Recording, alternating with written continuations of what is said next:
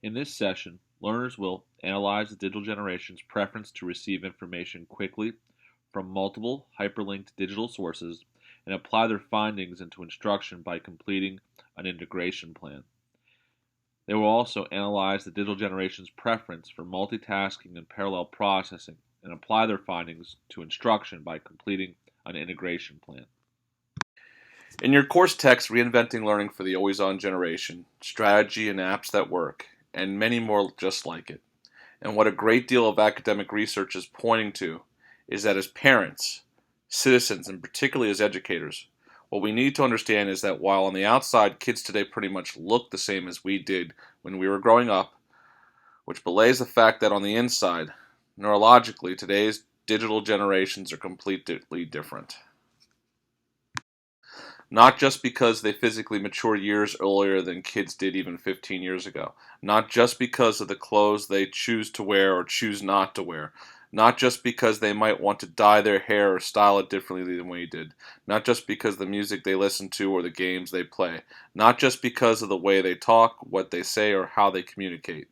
It's because of digital bombardment. Due to the digital generation's pervasive exposure to digital technologies, exposure that primarily happens outside of school hours, this digital bombardment is literally wiring and rewiring kids' brains on an ongoing basis. A recent Cisco survey of teens said that 1 in 3 surveyed said the internet was as important as air, shelter, food, and water sources.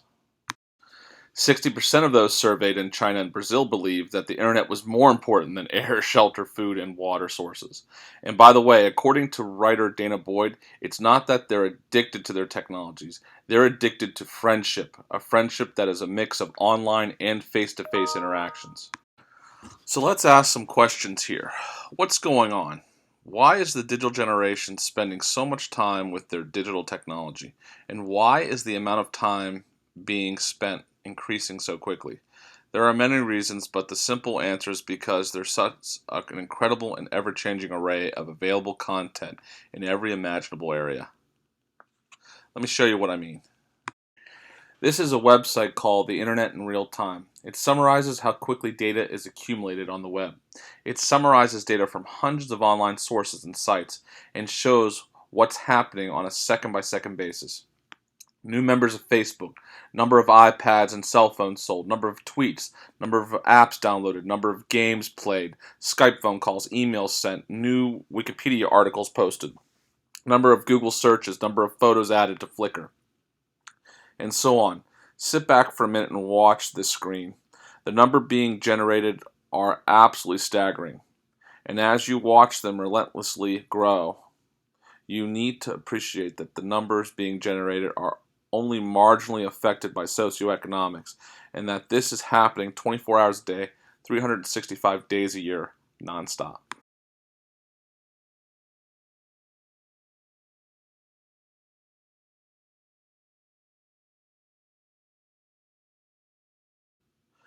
Let me get to the point. This isn't just a passing fad. Digital culture is the new normal, not just regionally or nationally, but worldwide.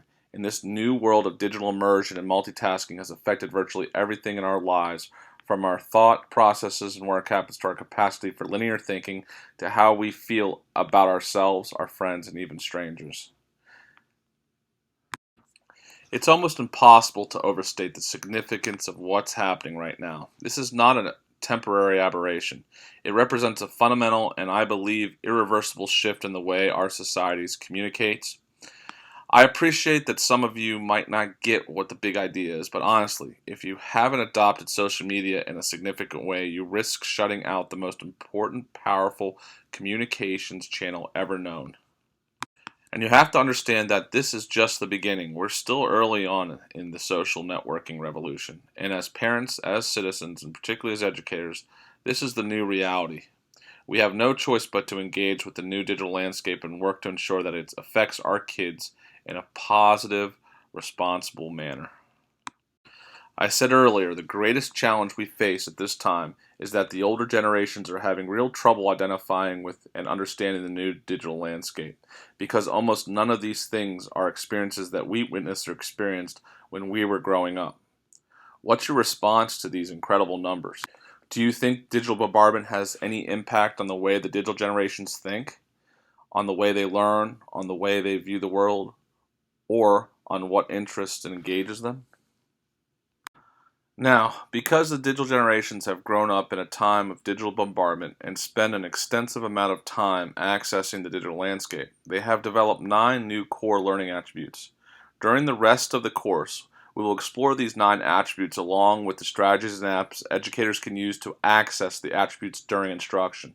The challenge that many seasoned teachers face is that they haven't had the same online high-speed experiences, so it is completely understandable that many of them only feel comfortable processing information at the conventional speeds they've experienced most of their lives. And as a result, they don't understand or appreciate the digital generation's need for speed. So here's what happens. After digital learners have spent hundreds, if not thousands of hours of their lives before and after school, and on weekends and holidays playing video games, surfing the web, using cell phones and other digital devices, wandering around in virtual environments. They come to school, where many of them tell me they feel like they've literally run into a wall. When they are confronted by the awesome technological power of an overhead projector or a dry erase whiteboard, in many cases the technology in their homes or in their pockets is more powerful than what's available to them at school. So from the perspective of many of the digital generation, most teachers in schools slam on the brakes. During my interviews, I've had kids tell me that they feel that when they walk into the classroom, they have to dumb it down and slow it down. They feel like they've been fed a powerful sedative. Here's why. Imagine a child as they leave their world and enter a school. Outside of school, they are interacting with friends using social media on smartphones and iPads, listening to the music that they've downloaded from the internet, or they're making and sharing funny videos on YouTube. In school, they get to carry around a bag of books, listen to teachers reading notebooks and talking at them, and take notes on paper. They're in the 21st century when they're at home and in the community, and they're in the 20th or even 19th century at school. At home, they power up. At school, they have to power down. Can there be a more stark contrast between the two halves of their lives? And by the way, kids regularly tell me that when they walk into a classroom for the first time, the teacher is on the clock. The teacher has 15 minutes, sometimes only 15 seconds to prove 2 things to the students. First, that the teacher gets it, that they understand digital culture or at least are attempting to. And second, that the teacher respects the students and their world. If the students sense you get it, they belong to you. But if they sense that you don't get it and don't respect them and their world, they won't just sit there passively. They will actively work to undermine you. They make the decision in 15 minutes or less. Unless teachers make it a priority to understand the world their students experience outside of school, the instructional methods that teachers employ and the examples teachers use are almost certain to miss the mark with their modern students. Those methods may have worked in the past, but they do not relate well to the world today and definitely won't relate to the world of tomorrow. Now, if we really want to connect with the digital generation, we need to start by acknowledging the absolute centrality of digital culture to their lives and be willing, listen to me emphasize here, at least part of the time to acknowledge, accept, embrace, and show some respect for the digital world that is an everyday and internalized part of their students' lives. But that's part of the ongoing problem we're encountering in education. Throughout history, education has regularly struggled and resisted trying to come to terms with new innovations and tools that are central to society, only to change their minds later, typically much later, when the educational value of the new innovations and tools finally become clear. Let me give you a couple examples. At a teachers' conference in 1703, it was reported that students could no longer prepare bark to calculate problems. They depended instead on expensive slates. What would students do when the slate was dropped and broken? In 1815, it was reported at a principals meeting that students depended too much on paper. They no longer knew how to write on a slate without getting dust all over themselves. What would happen when they ran out of paper? And did they think the paper grew on trees? The National Association of Teachers reported in 1907 that students depended too much on ink and no longer knew how to use a knife to sharpen a pencil. Rural American teachers in 1928, students depended too much on store-bought ink. They did not know how to make their own. What would happen when they ran out? They wouldn't be able to write until their next trip to the settlement. In 1950, it was observed that ballpoint pens would be the ruin of education. Students were using these devices and then just throwing them away. The values of thrift and frugality were being discarded. Businesses and banks would never allow such expensive luxuries. In 1966, the National Association of the Teachers of Math noted that electronic calculators would never be able to compete with the computational ability of the human brain.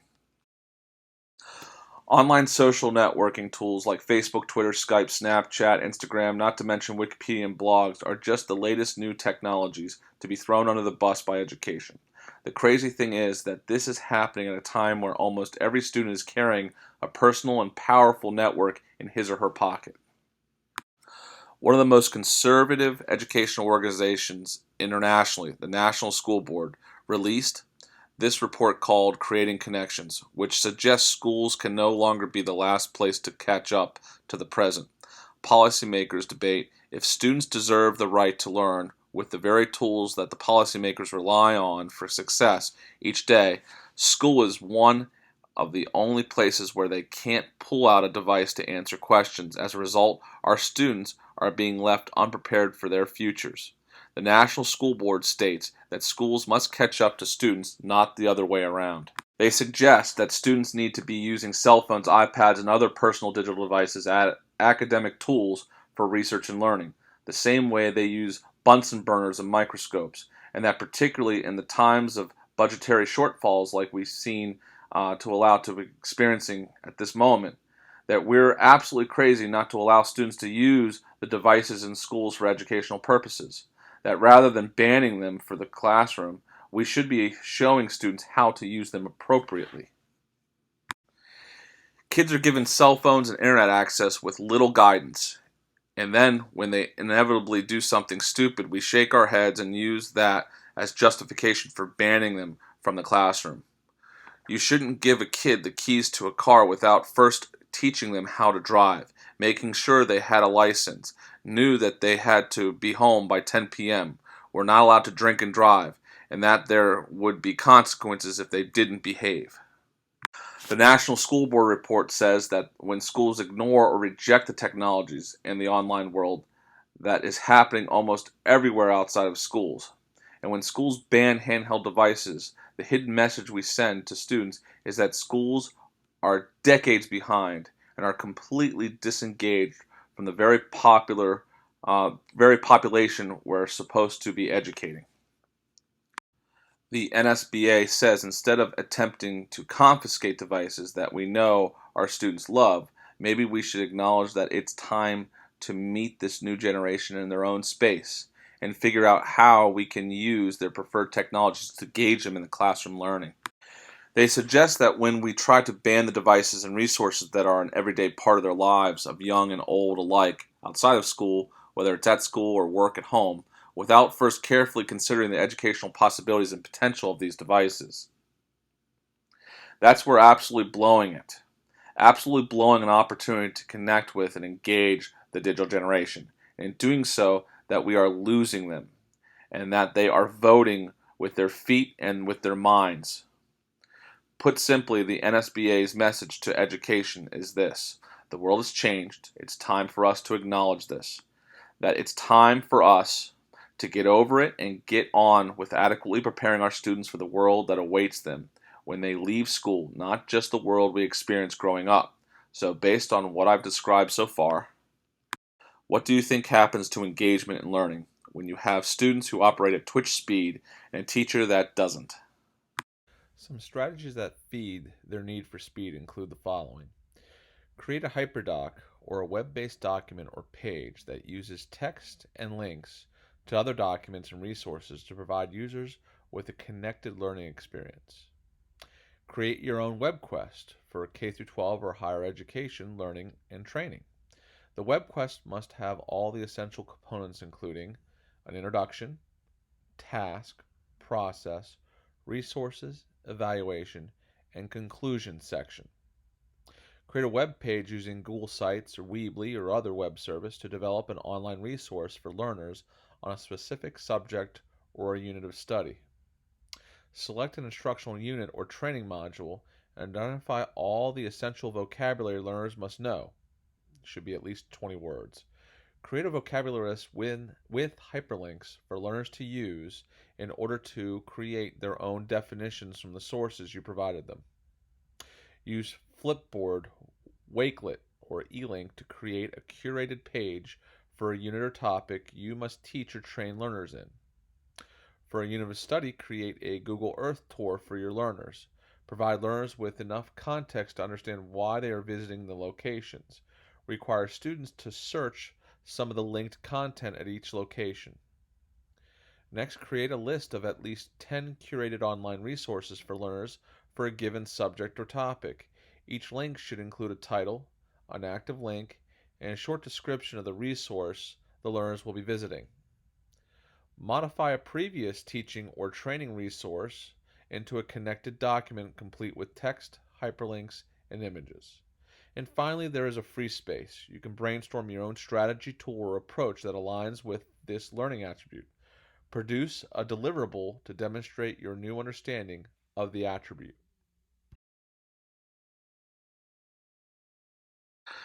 The second attribute is we need to understand that the digital learners prefer parallel processing and multitasking. In other words, they're completely comfortable and capable of doing several things at the same time. The difficulty is that many educators prefer the traditional approach to learning that they experienced when they were growing up, linear, logical, left to right, top to bottom, beginning to end. So naturally, many teachers are more comfortable focusing on and processing one thing at a time. Look, from the very earliest times, humans have always been able to multitask. Technically, it's called continuous partial attention, where we randomly switch between tasks deciding which one to do next and time slice our attention. For example, we're driving in a car, listening to music, sipping some water, thinking about what happens at work today, considering what to do tonight, and looking at a billboard. But with the digital generations, this multitasking all happens much faster. What the research says is that effective multitasking is really about having a good memory capable of being able to pay attention to several familiar tasks at one time and being highly adept at task switching. But this isn't the way we grew up. This isn't the way the most of us experienced. I personally remember my father coming into my bedroom and telling me to turn off my radio because I was supposed to be studying for a test and listening to music was a distraction. He told me that the best way to study was to isolate myself from the TV, my CD player, and the busy sidewalk outside my bedroom window. And that's what I needed to do, was to clear a nice, uncluttered study space with a comfy chair, good lighting, and ample working area. Compare that approach and that cultural mindset to the way the digital generations functions nowadays. How many of you have walked into a kid's bedroom recently? There they are, working at a computer, iPhone buds dangling around their neck, speakers cranking out the music of some band you've never heard of before named Nerve Damage or Mental Enema. Their hands reflexively tapping to the backbeat of the song. Meanwhile, they're also doing some online research, watching a YouTube video, tweeting a friend, downloading some music, searching for an image on Google, doing homework, tweeting and texting while simultaneously carrying on 2 conversations on Facebook about last night's American Idol. And if you ask them, they'll still tell you that they're still bored. And they'll also tell you that they have to play the music loud because it helps them concentrate. Sometimes many of us just can't fathom that. In his book, Brain Rules, John Medina says research on multitasking indicates that contrary to what the digital generations might believe, that multitasking modern students are not nearly as effective at concentrating on a particular task as those who single task. That in fact, that humans are biologically incapable of processing multiple information-rich inputs simultaneously. When a person changes focus, say from math to Facebook, for instance, the brain proceeds through these 4 steps. The brain is first distracted, then it disengages, then it re-engages with the new task and starts working on the new task. Most of the time, the brain is not multitasking, but rather using up valuable time switching from one thing to another. Medina's studies show clearly that someone who is regularly interrupted takes 50% longer to accomplish a task, and they make up to 50% more errors. Medina goes on to say that it is absolutely critical that we help our students understand that there are other essential metacognitive skills beyond being able to multitask that students need to learn, and that we need to teach them how to focus on single tasks for extended periods of time. But he also cautions that this is not a matter of either or. That at the same time students need to learn how to focus for extended periods of time, they also need to know how to effectively switch their attention between multiple tasks or technologies. Medina also says that educators need to acknowledge that multimedia multitasking is an everyday reality in life today, and that students do not suffer notable cognitive shortcomings as they multitask. Rather, that they are learning more and that the digital generation is more adept at finding answers to deeper questions, in part because they can search effectively and access collective intelligence through crowdsourcing, smart mobs, and the global brain. Medina cautions that the solution is not just to remove technology and other distractions because they are too intricately woven into the digital generation's lives. So the bottom line is that whether we like it or not, and whether we think it was better back then or not, we're never going back to 1985 or even 1995 ever again. The problem is some educators continue to teach and run their classrooms like it is 1985, and in doing so are helping prepare our students for a world that increasingly does not exist. Schools can no longer be the last place to catch up to the present. Some strategies to help educators and trainers access this attribute include developing a digital notebook using Evernote, Google Keep, or OneNote to share important content or information with learners. Create a draft for a comprehensive classroom technology policy for your classroom or trainings. When can technology be used and when can't technology be used? How can you support learner empowerment but also help them use technology safely and productively? Select an instructional unit or training module you teach and create a to-do list for learners as they progress through each learning event. Be as detailed and specific as possible so they can track their progress. Plan an activity for learners to use two digital tools simultaneously to streamline their workflow. For example, Google Docs and Flipgrid, or a website and Microsoft Word. Create a Socrative exit ticket or other formative assessment for your learners. Include how you will use the generated data from the responses to help your learners in the future. Use Seesaw to create an online learning experience and plan for the collection of their work digitally. Plan a learning experience that requires students to create a digital mashup to demonstrate their new learning. Create an instructional task that balances the need for continuous partial attention with episodes of focused concentration. And of course, there is a free space. Brainstorm your own strategy, tool, or approach that aligns with this learning attribute. Produce a deliverable to demonstrate your new understanding of the attribute.